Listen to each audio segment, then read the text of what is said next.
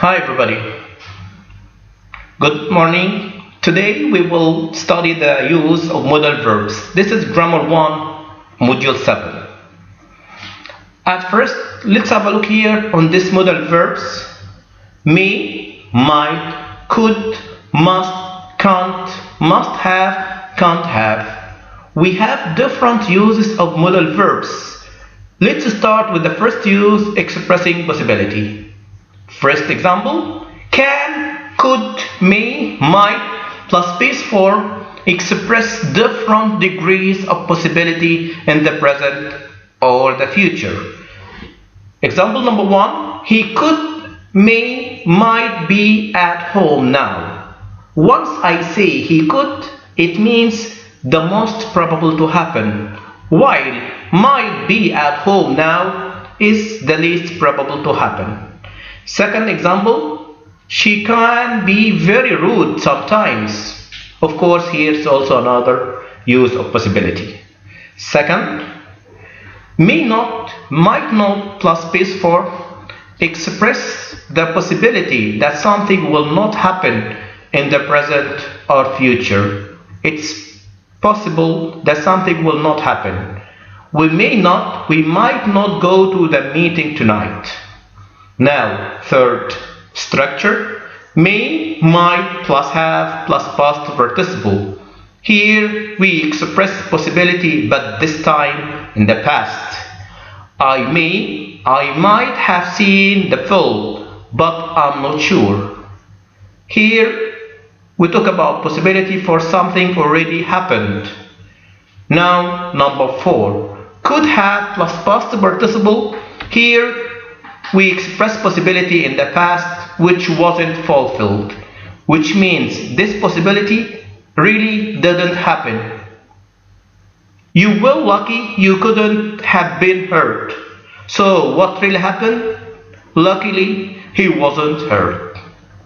Second use, making deductions. First of all, let's have a look here at this form. Must plus base form expresses certainty that something is true.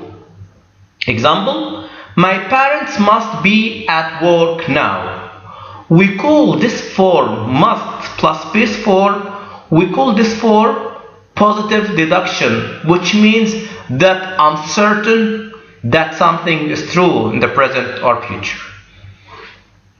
Second form, can't plus base form expresses our own belief that something is impossible to happen. You can't be serious. Here we call this for negative deduction, which means that I'm sure that something isn't true. Third, must have plus past participle expresses certainty, but this time for something already happened in the past. I must have left my wallet at home, which means that I'm sure that I left my wallet at home. 4. Can't, couldn't, plus have, plus past participle express certainty that something didn't happen. You couldn't have met their parents. They live in Canada, which means I'm sure that you didn't meet their parents as they live in Canada. Now it's your turn. Here we have grammar practice on the student book page number 71. It's your turn to answer the following question. Number 1, match words in bold in sentence 1 to 4 with their meaning. Second, match the extract from text on page 68, 78 and say whether they express possibility in the present or future, possibility in the past which was not fulfilled. And after that, read the text below and circle the correct choices. For more application, please answer exercise C and D in the workbook page 47 and 48. Thank you for listening. Have a nice time.